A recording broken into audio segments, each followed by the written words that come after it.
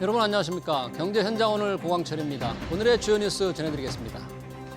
금융당국이 자사 합병 정보를 이용해 거액의 시세 차익을 본 혐의를 받는 메리츠 화재 전 사장 등 전현직 임원 5명을 검찰에 고발하기로 결정했습니다.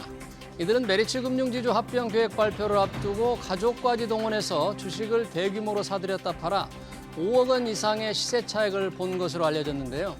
금융당국은 금융사 고위 임원에는 더욱 엄정한 기준을 적용해야 한다고 밝혔습니다. 서울 아파트 월세 가격이 치솟고 있습니다.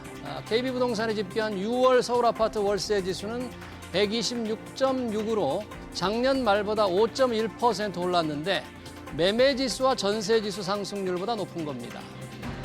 627 대출 규제로 전세보증금 대출이 까다로워져 월세 수요는 더 늘어날 것으로 보입니다. 트럼프 미 대통령이 제롬 파월 연준 의장을 곧 해임할 것이라는 언론 보도로 뉴욕 증시가 출렁이고 장기 국채 금리가 뛰었습니다. 트럼프 대통령은 공화당 의원들과 비공개 간담회에서 파월 의장 해임에 대한 의견을 물었고 의원들이 찬성했다고 알려졌는데요. 트럼프 대통령은 이 같은 보도를 부인했는데 파월 의장을 해임하기 위해 시장을 떠봤다는 평가입니다. 이재용 삼성전자 회장의 부당합병 회계부정 혐의에 대해 대법원이 무죄 결정을 내렸습니다. 이에 따라 국정농단 사건을 포함해 이 회장은 10년에 가까운 사법 족쇄에서 완전히 벗어났습니다. 이 회장의 사법 리스크에서 벗어난 후 삼성전자의 과제, 이어지는 집중 진단에서 살펴보겠습니다. 경제현장 오늘은 SBS BJ앱과 유튜브에서도 실시간 시청 가능합니다. SBS BJ앱을 다운받아 시청하면 더 많은 정보와 뉴스를 볼 수 있습니다.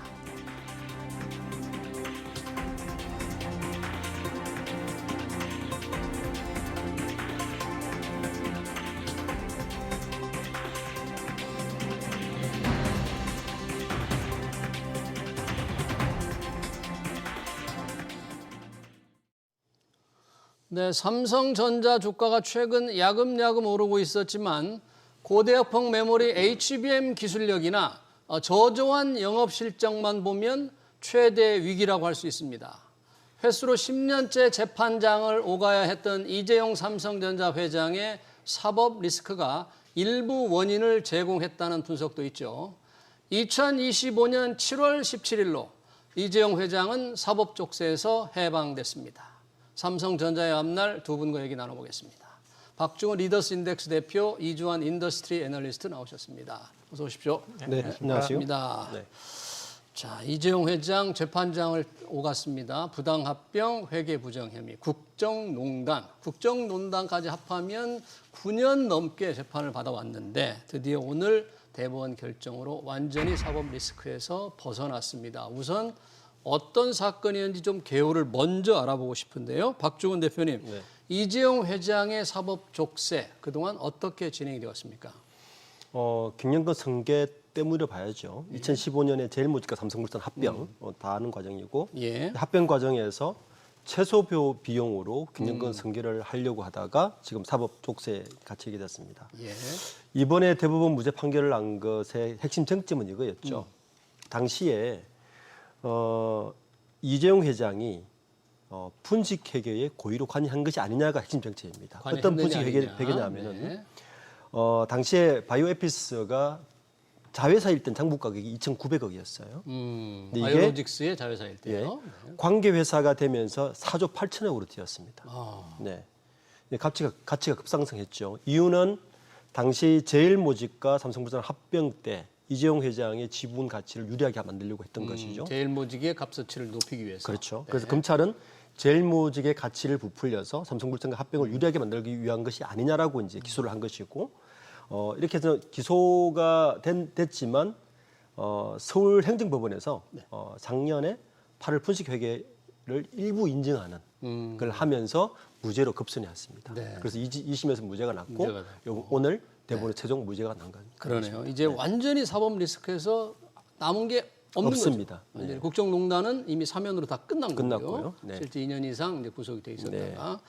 자, 이번 판결 변호인들은 입장을 내놨는데 혹시 삼성전자에서 공식적인 입장이나 시장의 반응이 상당히 좀 주목이 되는 것 같은데 어떻게 지금 나오고 있습니까? 아마 공식적으로 특별히 입장을 안 낼 것이라고 생각이 되고 있고요. 삼성전자에서 가급적 조용히 넘어가는 것이 오히려 삼성전자 입장에서는 좋고 예. 그리고 사실은 이제 올해 11시가 조금 넘어서 최종 판결이 나왔기 때문에 예. 시간적으로 사실은 뭐 그렇게 많은 시간이 흐르지 않은 상황이지만 네. 주식 시장에서는 긍정적인 시그널들이 바로 반응을 하고 있습니다. 예. 근데 어떻게 보면은 그러니까 3거래일 연속으로 외국인들이 사면서 주가가 3일 연속 상승을 했거든요. 아, 근데 그 이미 사실은 오늘 하루뿐만 아니라 2, 3일 전부터 예. 어떤 무죄 판결에 대한 기대감들이 시장에서 있었던 것 같고 네. 일부 선반영이 되고 오늘 그 마침표를 찍는 날이 되지 않을까 생각이 되고 있는데요. 예. 지금 보면은 오늘 종가 기준으로 잘하면 3%가 상승도 가능할 만큼 굉장히 지금 강세를 보이는 상황이라서 예. 이제 투자자들이 그동안에 사실 말씀하신 것처럼 실적이라든지 경쟁력 부분은 아직까지도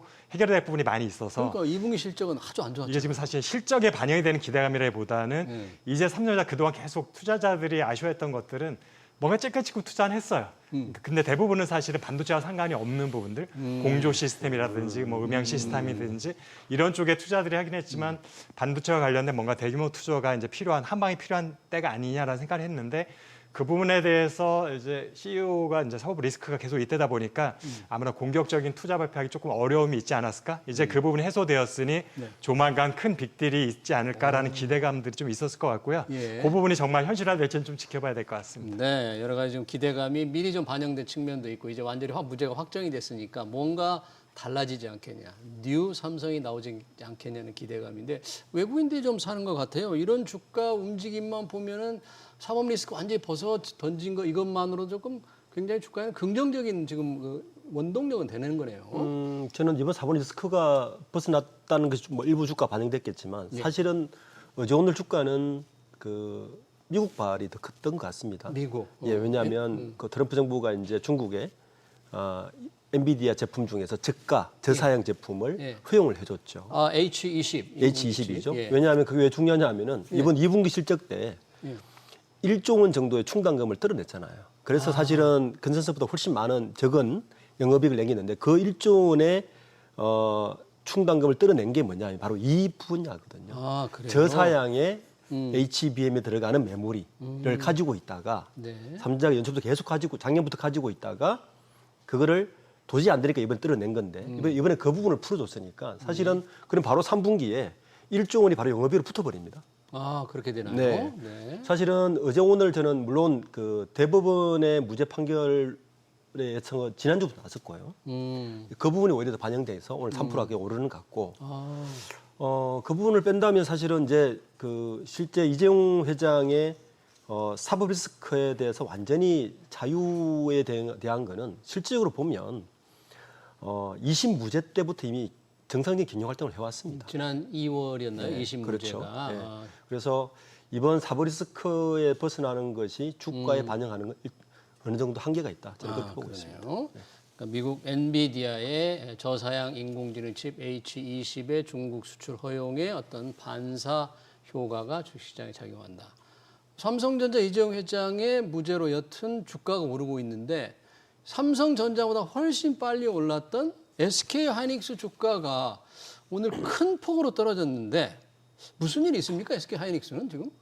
그러니까 어제와 오늘 새벽 사이에 이제 해외에서도 이제 사실 골드만삭스였었나요? 약간 하이닉스에 대해서 이제 매수해서 중립 의견으로 이제 의견 조정이 있었고 골드만삭스. 국내 증권사에서도 이제 수익성이 라든지 매출 증가세들이 조금 약화될 것이다 내년에 이런 전망들이 나오다 보니까 일단 SK 하이닉스 입장에서는 사실 HBM이 그 실적에 미치는 영향이 압도적이라고 볼 수 있거든요. 예. 그래서 지금 2분기 실적도 이미 확정치는 나오지 않았지만 1분기보다 훨씬 더 영업이익이 증가하고 영업이익률이 높아질 것이라고 지금 시장에서 보고 있는 상황에서 영업이익 기대치도 높은데 이게 이제 내년이 되면은 이 기대를 충족하기 어렵겠다라는 뉘앙스의 리포트들이 연속으로 나왔던 거죠. 해외와 국내에서. 예. 그러다 보니까 투자자들의 마음속에서는 약간 이런 부분들이 부정적인 시그널을 받아들였던 것 같고 그럼에도 불구하고 지금 엔비디아는 지금 아직까지도 사상 최고치를 계속 경신하고 있는 상황이잖아요. 엔비디아 170달러를 넘어섰고 시총도 4조 달러 넘어서서 예. 이전에는 시가총액 그 나스닥 1, 2, 3위가 좀 적은 격차를 유지하고 있었는데 지금 아예 압도적인 격차로 지금 벌어진 상황이어서 네. 이제 그러면 사실은 작년 같으면은 엔비디아가 오르면 SK 하이닉스 한미반도체까지 주요 공급망 주가들이 다 같은 방향성을 가졌었는데 그렇죠. 지금 거기서 이제는 서로 다른 방향성을 보여주고 있다는 것이 좀 이채로운 부분인 것 같고 그래서 일부는 예. 그동안 이제 삼성전자가 외면돼 있었고 SK 하이닉스로 몰렸던 외국인 투자 자금들이 삼성전자 일부가 좀 스위치가 돼 있잖아요. 최근에 들어서. 예. 그러니까 연속으로 한번 3거래일이지만 사실은 조금 중간에 브레이크를 빼면 한 5, 6일 이상을 계속 순매수를 했던 거기 때문에 그 기간 동안 하이닉스에서 이제 삼성전자 일부 포트폴리오 조정이 좀 발생했다고 볼 수도 있어서 예. 그럼에도 불구하고 지금 9% 갖고 낙폭은 제가 볼 때 조금 과도하다라고 생각을 하고 있습니다. 예, 이 골드만삭스 리포트 영향이 어느 정도인지 모르겠는데 이 작년이었나요? 골드만삭스 리포트 한번 그때 뭐 반도체 겨울인가 그러면서 그때도 SK 하이닉스가 굉장히 큰 충격을 받았잖아요. 네. 또 이렇게 맞는 겁니까? SK 하이닉스에서 HBM이 차지하는 영업이익의 비중이 어느 정도냐면요. 예. 이제 광노정 사장의 이야기는 이렇거든요. 지난번 5월달에 IR 자료를 보면 예. 뭐라 그랬냐면은 그 이전에 작년까지 HBM이 차지하는 영업이익 비중은 30% 정도가 예상했는데 예. 지금 메모리에서 50% 이상이 HBM에서 나온다고 이야기를 해요. 그런데 지금 6세대가 지금 양산에 빨리 좀 들어가려고 테스트를 했는데 6세대의 수율이 50% 남짓 이렇게 좀 얘기를 합니다. 6세대. 네. 네. 그러니까 그런 부담감들이 아마 지금은 실적이 좋지만 아까 말씀하신 것 같이 하반기 내년에 대한 내년에는? 실적에 대한 부담감이 지금 주가로 좀 조금 반영되고 있지 않나. 어, 그렇게 하더라도 현재 한 9% 정도로 좀 많이 떨어진 것 같습니다. 그러니까요. 기왕에 HBM 얘기를 했는데 삼성전자 늘 얘기할 때 엔비디아 HBM 도대체 5세대 품질 검증 통과는 도대체 언제 하느냐? 뭐 한 1년도 더 된 것 같아요. 언제쯤 통과하느냐? 저희 이 방송에서도 몇 차례 했는데 작년 5월부터 제가 계속 그 주제로 방송을 했던 것 같습니다. 근데 5세대 HBM 품질 검증 통과가 그렇게 어려운 겁니까? 삼성전자? 지금 사실은 삼성전자 입장에서도 아마 최대한 노력을 하고 있을 텐데요. 예. 아직까지는 사실은 저희들 객관적으로 보기에는 엔비디아에서 확실한 퀄 통과를 하지는 못했다라고 보는 게 맞는 것 같고 그게 사실은 실적에도 반영이 되고 있는 거잖아요. 예. 근데 지금 다행스러운 거는 만약에 HBM4, 그러니까 6세대로 올해 하반기부터 빠르게 전환이 되면 삼성전자는 기껏 5세대를 완성해놓고도 돈은 벌지 못하는 상황이 지속될 가능성이 있는데 이제 점차 이제 최종 고객이라고 할 수 있는 빅테크 기업들이 가성비를 따지기 시작을 했죠. 그래서 이제는 블랙엘 말고 호퍼칩을 달라라고 하고 예전에. 6세대는 아직은 필요 없으니 5세대를 지속적으로 하다. 아, 그 대신에 8단은 아니고 이제 12단 이상 12단, 16단일 텐데 그러다 보니까 삼성전자 같은 경우도 이제 준비만 된 다음에 아직까지 시장이 좀 더 길어지는 거예요. 5세대 시장이 좀 더 수명이 길어지는 상황에서 빠르게 캐첩만 한다고 하면은 그동안에 이제 굉장히 부진했던 부분의 일정 부분은 올해 하반기에 사실은 이제 어쨌든 영업이익률에서 조금 보탬이 될 수 있는 상황이 되는 거죠. 예. 6세대 전환이 좀 늦어질 것 같다. 전환이 애초 늦어진다. 기준보다 이제 이런 상황에 삼성전자 이제 하기 나름인 것 같습니다. 예. 자, 삼성전자 어떻게 하느냐? 마침 이재용 회장도 이제 사법 리스크 벗어났으니까 뭔가 좀 달라질 텐데 아까 박주근 대표님께서 이제 2심 이미 무죄일 때 경영이 조금 정상 경영을 해왔다 그러는데 여튼 그래도 대법원 마지막까지 긴장을 또 끈을 놓을 수는 없었을 텐데 이제 대법원 결정으로 조금 많이 그 행보가 이재용 회장 행보가 좀 달라질까요? 어떻게 보세요? 제가 아까 말씀드린 대로 2심 무죄 이후에 사실은 저는 정상적인 경영 활동을 해왔다고 봐야 되는 것이고요. 정상적으로. 우리가 되돌려 보면 이제 구속 때부터 이 사법 리스크가 있을 때부터 늘 언론에서 우려하는 건 두 가지 포인트였습니다. 네. 첫 번째는 오너가 부재했을 때는 대규모 투자 혹은 대규모 M&A에 대해서 의사결정할 사람이 없으니 그렇게 얘기했었죠. 빨리 리스크를 벗어나게 해달라. 두 번째는 또 뭐냐면 예. 이재용 회장의 역할은 사실은 그런 의사결정도 중요하지만 글로벌 네트워크에서의 어떤 유일한 네. 그룹에서 지난주에 갔다 온 그 컨퍼런스, 네. 그 썬밸리 컨퍼런스에서도 보면 그 대부분 이제 그런 행보를 하려고 주로 이재용 회장이 그 움직임의 중심에 있었는데 예. 중요한 것은 그 이후에도 사실은 아주 대규모 M&A는 없었고요. 예. 그리고 그 막강한 글로벌 네트워크를 통해서 뭔가 새로운 사업 구조 개편이 없었습니다. 생각해 보면 삼성전자의 현재 사업 구조는 그 25년이 됐어요. 그대로 DS 사업본부가 가지고 있는 변화가 없다. 그렇죠. 원래 4개 사업본부가 지금 2개 합쳐진 거 아닙니까? 예. DS 사업본부는 원래 반도체 쪽에서 메모리와 시스템 이레스와 파운드로 들어온 것밖에 없고요. 그리고 MX 사업본부는 스마트폰과 가전이 갖고 있고 디스플레이 이 5개 사업군을 가지고 있는데 이 현재의 사업 구조는 이건희 회장 때부터 그대로 유지되어 왔습니다. 어느 글로벌 기업도 강한 기업도 거의 한 세대를 동일한 사업 구조로 가져가서 같은 이익을 내는 건 불가능하거든요. 예. 그러니까 과연 그러면 이재용 회장이 이제 회장된 지가 이제 올해가 3년째가 납니다. 3년째. 네, 만 3년째가 올해가 되는데 회장 될 취임새에서 침묵을 하셨고 뭐 그리고 그랬었어요. 네. 신경영 30점 발표 때도 침묵을 했고요. 그리고 지금도 침묵을 저는 하고 있다고 보는데요. 예. 투자자들에게 뭔가 분명한 메시지를 줘야 된다. 이 정도 됐으면. 네. 그러니까 이제는 제가 볼 때는 사분 리스크를 벗어났으니 이제는 핑계 댈 것이 없다. 빙계거리 없다. 네, 이제 정면 돌파해야 된다. 정면 돌파해야 된다. 아까 2017년 대규모 인수 이후에 큰 게 없었다는데, 그러니까 저 이주환 박사님도 말씀해 주셨잖아요. 그동안 오디오 사업부, 또 공조회사 샀고, 디지털 헬스케어 샀고, 예, 디지털 가장 좀, 최근에. 예, 가장 최근에 세 개의 인수합병이 있었지만 뭐 고만고만해요 규모가. 무슨 큰 방향성은 있습니까? 삼성전자에 가는 방향성은 이게? 그러니까 삼성전자라는 회사의 좀 지금 포트폴리오를 말씀해 주셨지만 하이닉스랑 다른 것들이 반도체 회사가 아니잖아요.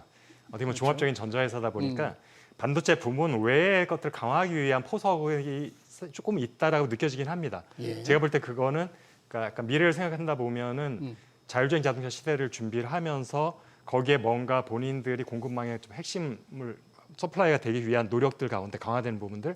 예를 들어서 지금 자율주행차가 되면 가장 큰 핵심이 운전자가 굉장히 자유도가 높아진다는 거죠. 예. 그렇기 때문에 거기서 갈 수 있는 것들이 많은 엔터테인먼트나 작업이나 회의 같은 것들이 가능해지니까 하만은 사실은 자동차용 오디오 쪽에서 가장 실력을 인정받는 회사였기 때문에 자율주행차에서 이미 디스플레이는 삼성전자가 이미 하고 있던 분야였었고 그렇죠. 그것과 오디오와 그다음에 반도체도 일부는 삼성전자가 또 납품할 수 있는 영역들이 있다 보니까 요 세 개를 아우르게 되면 자율주행차에서 핵심 부분들의 배터리를 사실 SK는 삼성에서 하고 있고 그래서 이런 부분들이 자율주행차와 전기자동차를 염두에 둔 포석이라 볼 수 있는데 그런데 이제 공조 같은 경우는 어떻게 보면 이미 에어컨을 하고 있었기 때문에 그것에 그러니까 B2C였던 걸 B2B로 확장하기 위한 노력이라 할 수 있고 독일 근데 플랫폼. 보통 그게 이제 우리가 어떤 뭐 AI 데이터 센터 연결지어서 반도체하고 연관이 된다고 생각하시는 분들도 있지만 사실 그거라기보다는 기존의 그냥 가전 사업부에서 공조 사업부의 좀 확장 버전이라 보시면 돼서 예. B2B 쪽에 좀 영향을 넓히겠다라는 거. 왜냐하면 그 시장이 앞으로 커질 것이라는 전망치들은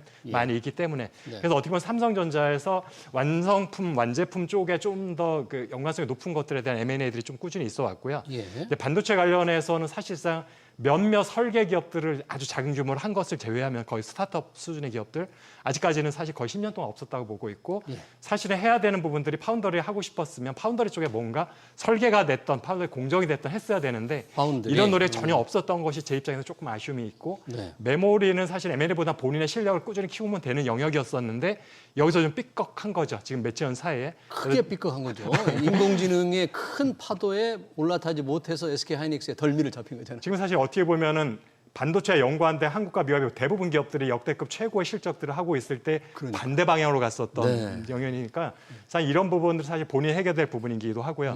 그래서 사실은 M&A를 한다고 하면은 제가 볼 때는 반도체 쪽이 이제 나와야 될 상황이긴 한데 제가 볼 때 정말 삼성전자 필요한 부분이 현재로서 설계 쪽이라고 보고 있거든요. 설계가 약하다 보니까 그것이 최종 제품에서도 자꾸 페일이 나고 신뢰성 부분들 그다음에 반복적인 결과가 나오지 않는 영역이 있다 보고 사실은 발열이나 속도 문제들이 다 설계하고 이슈가 연관이 되어 있습니다. 그래서 그러다 보니까 설계된 부분이랑 패키지 관련 부분의 쪽에서 경쟁력을 높일 수 있는 M&A 딜이 좀 있으면 좋겠다라는 기대는 있습니다. 네, 이 반도체 분야의 획기적인 기술력을 높일 수 있는 본인이 가지고 있는 기술력을 이미 지금 HBM에서는 잡혔는데 그런 뭔가 변화가 있어야 되는데 아까 박주근 대표님이 회장 취임 때도 조금 침묵을 했고 큰 메시지를 안 냈고 지금도 침묵하고 있다는 표현을 쓰셨잖아요. 네. 2심 재판 무죄됐을 때, 그 지난 2월인가요? 그때는 뭐 위기 이런 말은 좀 했던 것 같은데 네. 어떤 본인의 메시지가 새로 나올까요? 투자자들이 아까 그런 걸 좀 바라고 있다 이런 뭔가 좀 말씀하셨는데 어떻게 보세요? 저는 당장 나올 거라고 보지는 않습니다. 우선 나올 거였으면 사실은 지난 뭐 물론 조심스러웠겠죠. 지난주에 선밸리 컨퍼런스에서 귀국하는 길에 그 메시지가 조금 기대를 했을 수 있는데 그때도 열심히 하겠다, 피곤하다 이 두 마디밖에 없었거든요. 저는 그 투자자들에게 삼성전자가 좀 방향성을 정확하게 짚어줬으면 좋겠어요. 방향성을. 그러니까 예. 어떤 얘기냐 하면은 삼성전자가 글로벌 디바이스 회사로 갈 거냐. 그러니까 디바이스 프로바이더로 계속 그 위치를 지키면서 기술 기업으로서의 제조업이 강한 디바이스 프로바이더의 기업으로 갈 거냐. 네. 아니면 빅테크 같은 일종의 플랫폼 기업으로 갈 거냐에 대한 좀 방향성을 지금은 얘기해 줄 때가 됐다. 네. 2015년에 영국 이코노미스트가 이런 얘기를 했습니다. 이코노미스트가 삼성전자를 집중 지명하면서 그 당시 이건희 회장을 뭐라 그랬냐면 네. 인내의 자본이란 말을 썼어요. 인내의 자본. 예, 이게 무슨 말이냐면 지속적인 R&D를 통해서 압도적인 기술 경쟁력을 기반으로 네. 선도적으로 기술력 격차를 가지면서 영업이익을 추구하는 그러니까 인내의 자본이라는 말을 쓰고 그게 삼성전자의 힘이라고 얘기를 했는데 예. 2017년 사법 리스크가 있던 이후에 삼성전자는 급도로 바뀌었습니다. 인내의 자본이 아니라 이 강한 제조 기술 경쟁력을 가진 기업이 꼭 빅테크 같은 금융자본회사처럼 바뀌기 시작했어요. 일단 카펙스의 50% 가까이를 뭐 계속 배당이나 다른 걸로 쓰기 시작했고 예. R&D의 그 증가량도 보면 그때부터 굉장히 급속도로 줄어요. 증가력이 폭 줄고 있습니다. 그래서 그 뒤로 삼성전자가 그에 대한 결과물이 사실 지금 우리가 보고 있는 거고 결과물이 기술력의 그러네요. 어떤 차이도 없고 그냥 이게 플랫폼 기업으로 갈 건지 뭐 그냥 그 부품 기업으로 갈 건지도 잘 모르겠고 지금 투자자들이 도대체 앞으로 길이 어디로 뭐냐? 갈 것인가에 대한 삼성- 길은 최소한 제시되지는 않나 저는 보고 있습니다. 네, 삼성웨이, 뉴 삼성웨이를 보여달라. 투자자들은 그걸 바라고 있는데 여러 가지 삼성의 문제 중에서 아까 이주환 박사님 말씀을 해주셨지만 파운드리 분야를 보니까 지금 분기마다 수조 원의 적자를 계속 내고 있잖아요. 1등 대만의 TSMC보다 뭐 격차가 더 벌어지고 희망이 없습니까? 이거 어떻게 해야 됩니까? 이거 파운드리. 제가 내부의 사정 정확히 알긴 못하면서 강하게 얘기를 하기가 조금 어려움이 있긴 한데 네. 사실은 지금 삼성전자 파운더리는 원래 하기도 10년이 훨씬 전부터 했었고 본격적으로 대규모 투자가 시작된 게 2019년부터 시작이 됐거든요. 예. 그때 이제 모토는 이제 당시에는 이제 부회장이었지만 이정 부회장이 2030년까지 메모리는 현재 1등이는 비메모리 때 1등을 하겠다라는 비전 2030을 발표를 하면서 파운더리 투자가 이제 이전과는 궤를 달리할 정도의 대규모 투자가 되기 시작했는데 사실 그때 제가 볼 때는 굉장히 정밀한 분석과 시장에 대한 이해와 이런 것들이 없는 상태에서 투자가 시작됐다고 일단 보고 있고요.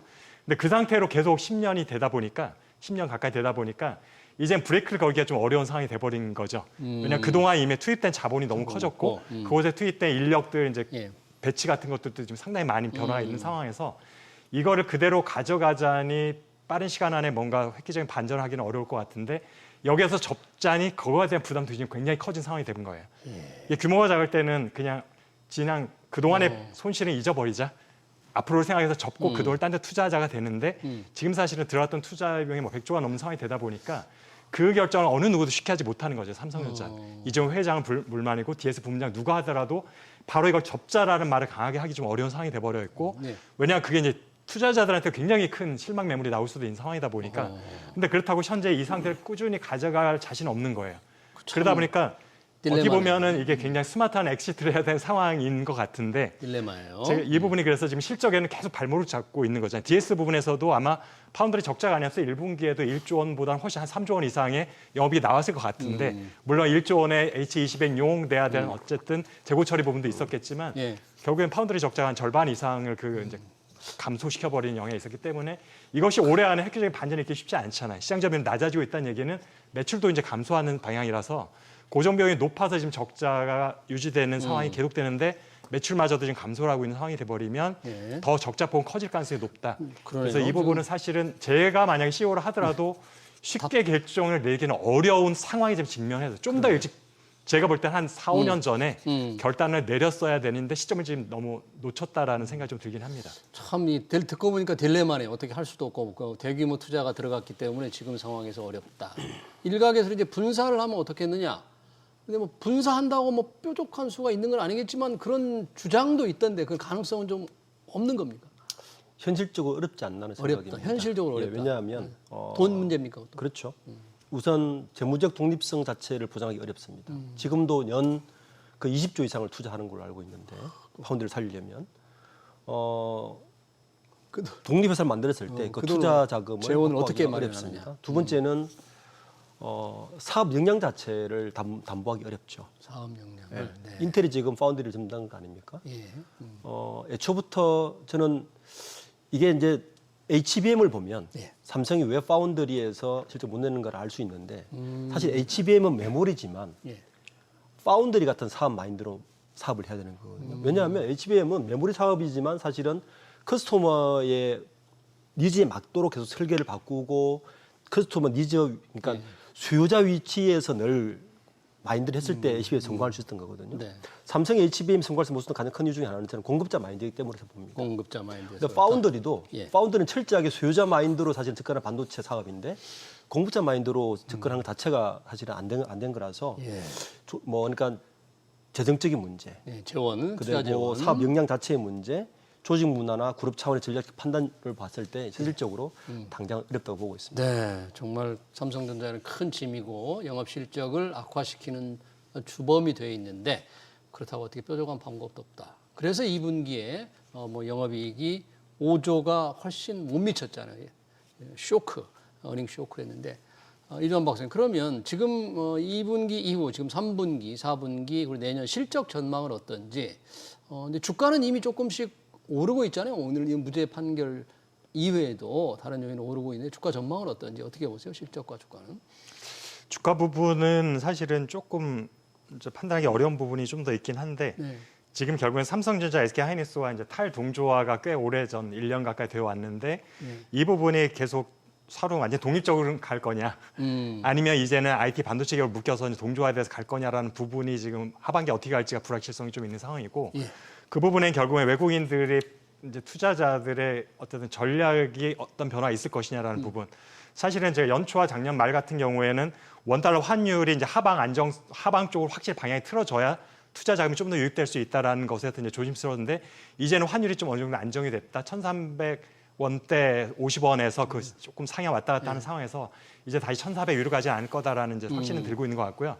그런 면에서 투자자들의 이제 투자 마인드는 조금 더 좋아졌는 상황인 거죠. 외국인 투자자들 입장에서. 예. 그런데 지금 삼성전자, SK하이닉스의 실적만 놓고 보면은 반도체라는 두 개의 섹터를 놓고 봤을 때는 양극화는 계속될 수밖에 없다. 올 연말까지 실적에 있어서는 HBM 위주의 좋은 실적. 아직까지도 지금 하이닉스도 지금 영업이익률이 만약에 2분기에 50%가 넘을 수도 있다고 저는 보고 있는데 그때 그래요? 제가 볼 때 HBM과 BHBM을 구분하면 BHBM은 기껏해야 20% 수준, 그다음에 HBM은 65에서 70% 영업이익률이라 예상이 되고 있어요.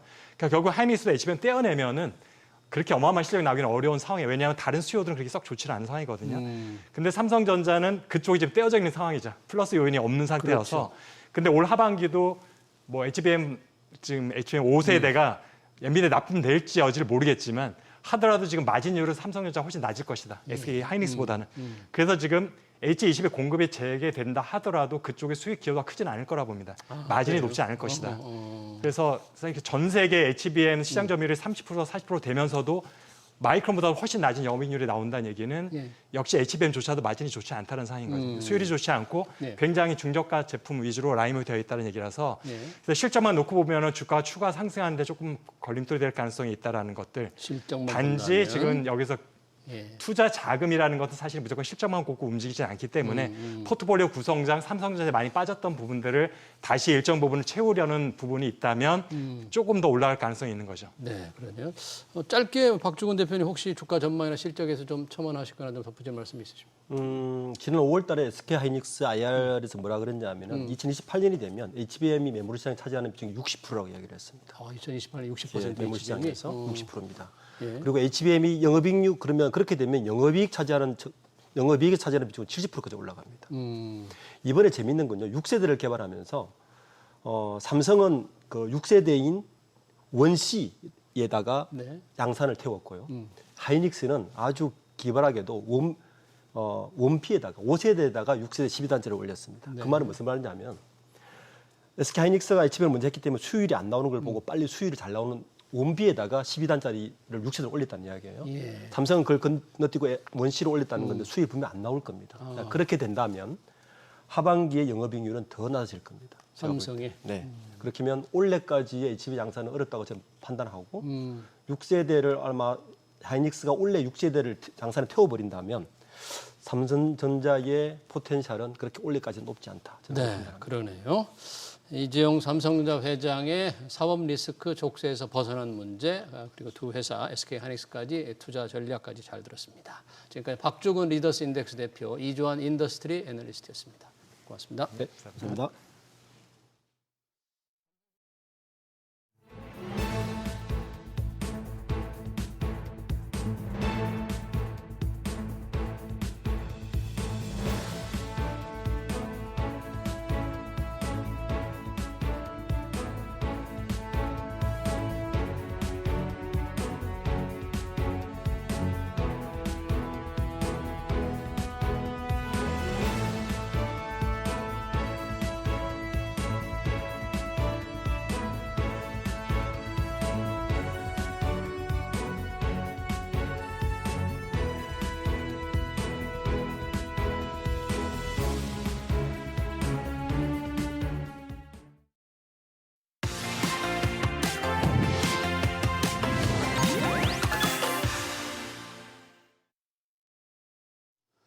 네, 중국 경제가 미국의 관세 규제에도 수출 호조세를 보이면서 2분기에도 5.2%의 높은 성장률을 기록했습니다.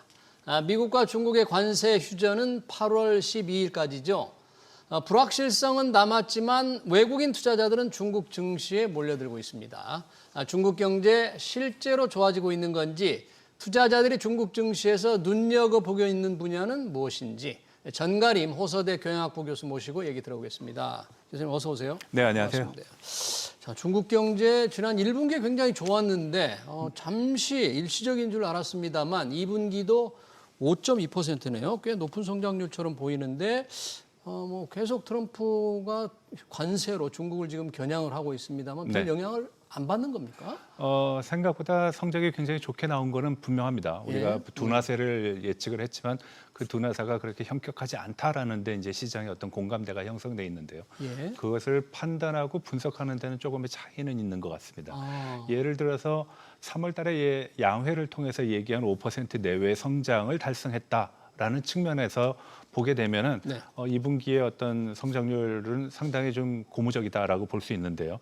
문제는 트럼프가 4월 달에 해방의 날을 통해 가지고선 관세를 굉장히 많이 매겼지 않습니까? 145%가 네. 중국은. 예, 그리고 한 달 뒤에 이제 제네바에서의 협상을 통해 가지고선 잠시 유예되는 듯한 모습을 보였어요. 그 과정 속에서 중국의 어떤 기업인들이라든지 생산 시설에서 우리가 일반적으로 알고 있는 이제 밀어내기식의 선주문들을 선출하들을 아주 급격하게 이제 시켰다라는 것이죠. 앞당겨서 수출을 늘렸군요. 네, 그래서 그런 측면에서 보게 되면은 이런 것이 굉장히 영향을 미쳤다. 그리고 그것에 대한 그 내용들이 보통은 4월 말 5월 초 그리고 6월 달로 이어지면서 그것이 분명해졌다라는 걸 알 수 있습니다. 예. 가장 대표적인 사례로 보게 되면은 이제 선출하가 되다 보니까 그 수출 물량에 대한 해운 운송비가 굉장히 높아졌다라는 겁니다. 그래서 바로 전분기 대비해 가지고서 한 30%가 높아졌다라는 거는 바로 그것을 증명하는 것이고요. 물론 중국 기업인들이나 생산업자들은 4월 달까지만 해도 굉장히 절망적인 그런 고통을 호소를 해왔는데 5월 달 들어서 이런 기회의 창이 열렸다. 그래서 그 기회의 창을 100번 활용해야 된다는 측면에서 수출을 굉장히 많이 이끌어냈다는 겁니다. 그러네요. 관세 폭탄이 실제로 터지기 전에 미리 수출을 좀 늘렸다. 땡겨서 수출을 했다는 얘기인데 중국 정부가 작년부터 보조금을 지급하고 적극적인 소비 유도 정책을 폈잖아요. 네. 근데 말씀하신 대로 선 수출이 많아서 그런지 6월 통계를 보면 소비 지표가 조금 부진하다. 그래서 앞날이 조금 그렇게 1, 2분기처럼 1분기, 2분기처럼 밝지 않을 수도 있다고 보던데 상황은 어떻게 보십니까? 네, 그렇습니다. 뭐 우리가 잘 알고 있다시피 이구환신이라 그래가지고선 뭐 오래된 물건들을 이제 새 것으로 바꿔라. 그러면 정부가 보조를 해주겠다.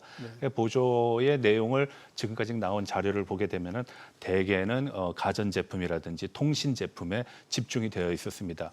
뭐 잘 아시다시피 휴대폰을 바꾸거나 아니면 TV를 바꾸거나 뭐 냉장고를 바꾸는 그런 형식으로 나타났다라는 거죠.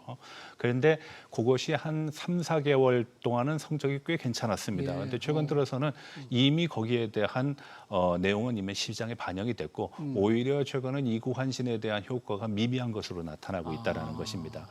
또 한 가지는 중국 경제를 얘기할 때 부동산 시장을 빼놓고 얘기할 수 없는데 부동산이 참 여전히 안 좋았잖아요. 네, 여전히 안 좋습니다. 그리고 뭐 또 한 가지 우리가 얘기할 거는 트럼프의 등장 이후에 중국의 이제 그 기업들이 상당히 많은 감원을 했습니다. 그건 소비 심리에 굉장히 큰 영향을 미쳤거든요. 경기가 안 좋구나. 이런 안 좋은 상황에서 과연 어떻게 해야 되는가에 대한 그런 문제점들이 생겨났고요. 예. 그리고 또 최근 들어서 아주 주목을 받고 있는 것 중에 하나가 카드의 그 지불 지연이라든지 아니면은 지체 현상들이 굉장히 많이 나타나고 있다는 겁니다. 연체가 굉장히 많습니다. 네, 그래서 그 연체 수준이 지금의 경제 상황을 대변하기도 하고 또 상당히 많은 소비자들의 어떤 뭐 소비 행위에도 영향을 미치는 것으로 나타나고 있습니다. 그러니까 이제 말씀 들어보면 1, 2분기 성장률은 높게 나타났지만 이구 환신의 효과가 정점을 치는 것 같으면서 하반기는 좀 낙관하기가 쉽지 않다.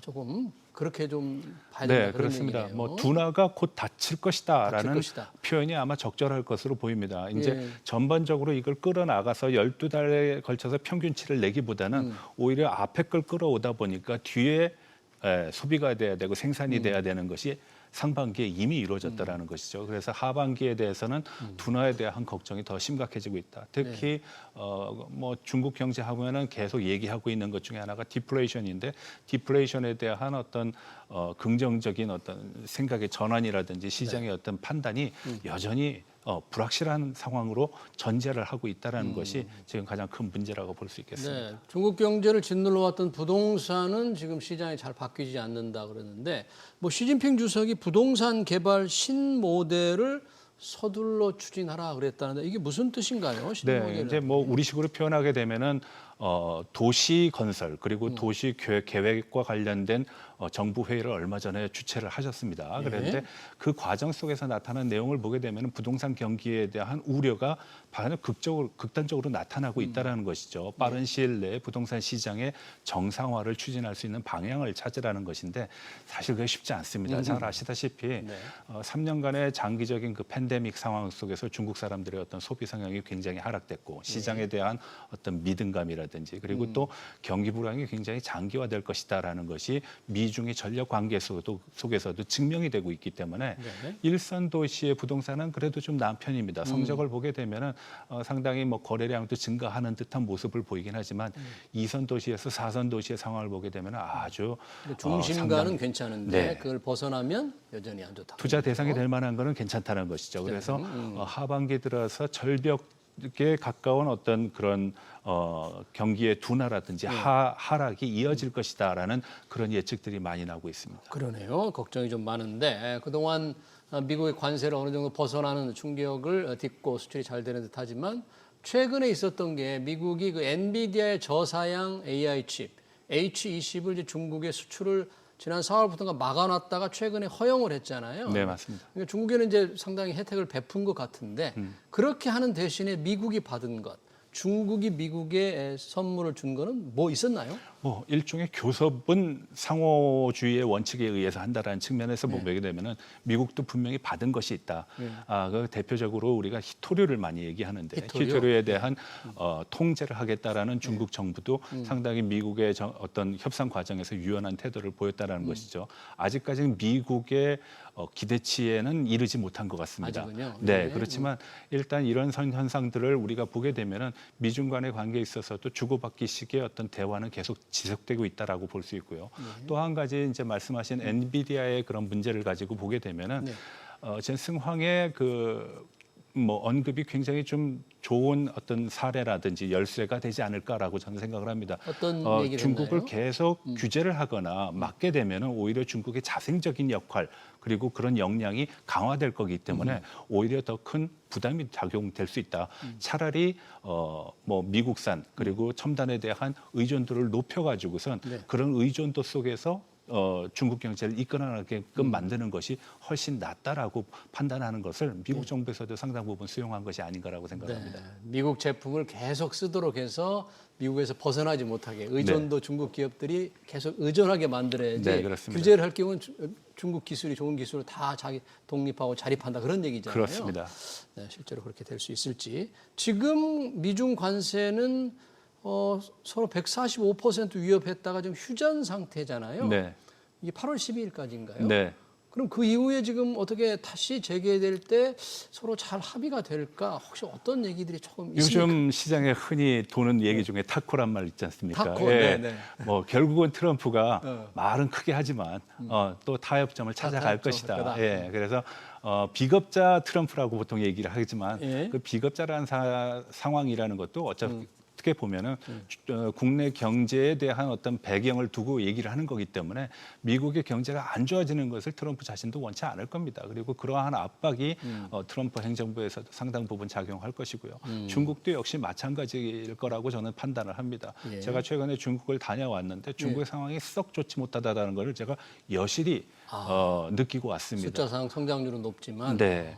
왜냐하면은 제가 4월 달에는 중국의 남부 광동성에 광교회라는 걸 갔거든요. 칸톤 페어라고 이제 무역 같은 거를 하는 그런 뭐 대규모의 어떤 광동성에? 교역 어떤 페어가 있습니다. 근데 엑스포 같은 거요? 네. 근데 상당히 거기에 뭐 예전 같지 않다라는 느낌을 받았고요. 그다음 다음에 5월 달에는 상해를 갔는데 상해 역시도 중국 경제의 어떤 뭐 엔진이라고 얘기하는데 뭐 소비 성향을 보게 되면은 사람들의 어떤 행보라든지 아니면 지금도 저렇게 지금 다녀오신 곳에 네, 사진을 제가 직접 찍어갖고 온 찍었는데 사진입니다. 사람이 저게- 별로 많지 않아 보이네요. 네, 저게 북경의 가장 번화한 왕푸진 거리입니다. 왕푸진, 네. 네, 그리고 저게 낮 시간이거든요. 네. 제가 일부러 12시에서 3시 사이에 찍었는데요. 저렇게 시장 그리고 상점에 한가합니다. 거의 왕푸진 사람이 번화가 거리고. 없다시피 네. 합니다. 예전에는 사람에 떠밀려서 갔거든요. 근데 저런 모습이 보여진 거를 보게 되면은 예. 중국 경제가 썩 좋다라고는 얘기할 수 없을 것 같습니다. 네. 자, 그럼에도 불구하고 투자자들 사이에서는 요즘에 우리 한국 증시도 조금 관심이 많지만 중국 증시도 좀 관심이 많아 보여요. 네. 그런 것들이 아무래도 중국 정책의 영향을 받을 텐데 이달에 중국 공산당 정치국 회의가 예정돼 있다고 합니다. 상당히 중요한 정책 이벤트처럼 보이는데 혹시 추가적인 경기 부양책 이런 게 조금 나올 수 있을까요? 네, 아무래도 앞서 말씀드렸다시피 경기가 안 좋고 소비 성향이 굉장히 하락 둔화된 상황이기 때문에 아마 중국 정부의 입장에서 보게 되면은 경기 부양을 위한 또 다른 어떤 정책적인 압력으로 작용할 가능성이 굉장히 높습니다. 더군다나 지금 중국 정부가 그렇다고 그러한 정책을 시행을 안 한 건 아니거든요. 고정 자산에 대한 투자를 굉장히 많이 해왔습니다.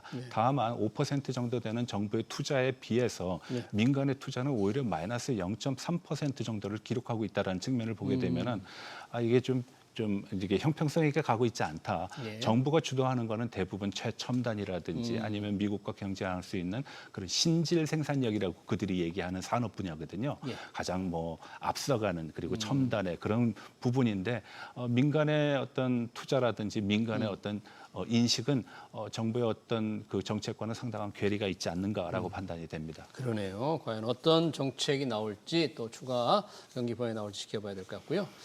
한때 조금 투자자들에게는 기다려줄 귀를 쫑긋하게 만들었던 이 시진핑 실각설이 좀 있었잖아요. 네. 뭐 대만 언론을 통해서 좀 흘러나오고 여러 언론을 통해서 나왔는데 네. 요즘 조금 좀 잠잠해졌습니다. 어떻습니까 이게? 네, 이게 아마 4월 말부터 한 6월 중순까지 나왔던 몇 가지 사건들로 인해 가지고서 그런 보도가 된 것 같습니다. 예를 들어서 시진핑이 베라루스 대통령이랑 만나는데 전례 없었던 가족을 모두 보여줬고 그리고 또 브릭스 회의에도 참가를 하지 않았고 그리고 브릭스 회의. 네, 네. 그리고 뭐 여러 가지 얘기를 하는데 그리고 또 뭐 군부에 있었던 짱요샤의 어떤 세력 강화라든지 이런 거를 근거로 해서 실각설을 얘기하는 것 같습니다. 그렇지만 그것은 굉장히 제가 봤을 때는 근거가 좀 미약하다. 왜냐하면은 최근에 시진핑의 행보를 보게 되면은 뭐 유엔의 대표 그리고 EU의 대표 그리고 여러 그 그 정상들과의 만남도 있었고요. 그리고 또 최근 들어서 몇몇 회의를 진행하는 과정에서 장 유시아도 현장에 있었는데 장 유시아가 받아쓰는 그런 모습이 나온 적이 있습니다. 그건 뭘 뜻하냐? 아직 시진핑이 우리가 생각하는 것만큼 그렇게 힘이 빠진 상태는 아니라고 저는 봅니다. 그리고 올 9월 3일 날 있을 전승절 행사가 있는데 9월 중국 3일. 정부에서 네. 이미 굉장히 중요한 발표를 할 것이다라고 얘기를 했는데 그 발표가 시진핑으로부터 나온다라고 얘기를 했습니다. 그런 네. 걸 보게 되면은 시진핑이 실각을 하는 사람, 레임덕에 있는 상황에서 과연 그게 가능한가라고 저는 봅니다. 네. 혹시 이 지배 체제가 조금 바뀌나 아니면은 아까 말씀하신 대로 그립, 힘이 조금 빠지나 하는 그런 생각이 있지만 그렇지는 않다. 네. 시진핑이 지금 3연임 중이죠. 네. 내년인가요? 네. 그러면 더 계속 하는 거죠. 뭐 그건 좀 더 두고 봐야 되겠지만 제가 봤을 때는 큰 무리는 없다라고 봅니다. 그리고 최근에 시진핑이 하고 있는 일련의 행보들을 보게 되면은 권력 누수라는 어떤 증거는 찾아보기 힘들다. 오히려 권력이 더 강화되고 집중되고 있는 듯한 인상을 더 받습니다. 네, 그렇군요. 대만에서 좀 바라는 사람들이 언론에 이렇게 잘못된 정보를 흘렸는지는 모르겠습니다. 중국 증시 우리 시장만큼 좀 관심이 많은데 혹시 전 교수님께서 보시는 중국 증시 상황 또 조금 관심을 가지고 있는 업종 뭐 이런 게 좀 있습니까? 네, 보통 우리가 이제 중국 증시를 얘기할 때 상해 그리고 선전의 어떤 시장을 많이 얘기를 하게 됩니다. 상해와 선전의 시장은 그다지 좋지 않습니다. 혹시 중국 투자를 하시는지 모르겠지만 전 개인적으로는 하고 있거든요. 그래요? 근데 상당 부분은 우리가 알고 있는 중국 증시의 어떤 성과를 얘기하고 그리고 상승세를 얘기할 때는 대개 홍콩의 이제 상장한 회사들을 가지고 많이 홍콩에, 얘기합니다. 네. 최근 들어서 IPO를 굉장히 많이 진행하고 있는데 대부분이 첨단 산업과 관련된 산업입니다. 중국 정부도 그거를 굉장히 지원을 하고 있는 듯한 인상을 받고요. 특히 미중 간의 전략적인 경쟁 관계에 있다 보니까 미국으로부터의 어떤 IPO는 상당히 어려운 상황입니다. 그래서 홍콩 증시를 통해서 IPO를 하면서 증시를 하는데 최근에 이제 중국 정부 그리고 중국 어떤 산업계에서 얘기하고 있는 거는 주로 이제 로봇 휴머노이드와 관계된 거, 반도체와 관계된 거에 대한 신규 상장 얘기가 많이 나오고 있고요. 그쪽 분야에 있어서는 성적이 꽤 괜찮다. 그래서 아마 중국 시장에 투자하시는 분들은 그다지 재미가 없다라고 판단하실 텐데 홍콩에 투자를 하신 분들은 과거의 ELS의 어떤 그 경험치와는 전혀 다른 굉장히 볼만한데라는 그래요? 어떤 만족감을 받으실 거라고 생각합니다. 네, 홍콩에서 로봇이라든지 신기술 투자 IPO 기업들은 좀 활발하다. 그 부분에 좀 관심은 가져볼 만하다. 그런 말씀이네요. 2분기 성장률, 높은 성장률을 기록한 중국 경제 동향과 증시 전망까지 잘 들었습니다. 지금까지 전가림 호서대 교양학부 교수였습니다. 고맙습니다. 네, 고맙습니다. 네.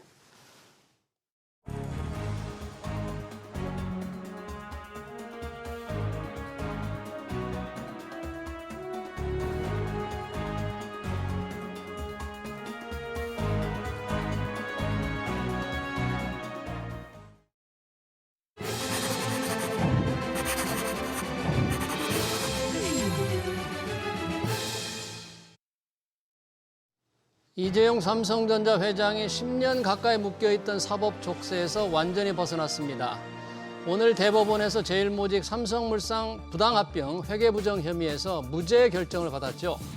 이 회장은 지난 2016년 국정농단 사태를 포함해 9년 넘게 재판장을 오가며 사법 리스크에 시달렸습니다. 정상적인 경영자로서 활동이 어려웠을 겁니다. 삼성전자는 1등 기술력도 의심받고 있는 상황이죠. 이제 해방됐습니다. 새로운 변화와 혁신에 대한 기대가 높습니다. 핑계도 사라졌습니다. SBS 비즈 경제현장을 여기서 마치겠습니다. 시청해주신 여러분 고맙습니다.